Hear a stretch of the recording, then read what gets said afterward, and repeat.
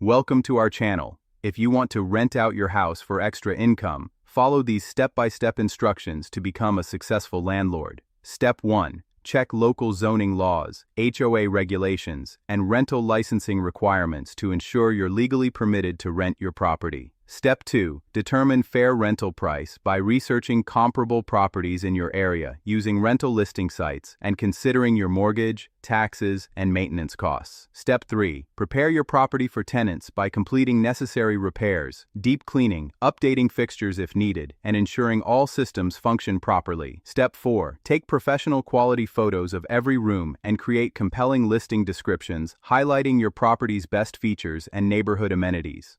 Step 5. Advertise your rental on multiple platforms including Zillow, Apartments.com, Craigslist, and local Facebook groups to reach maximum potential tenants.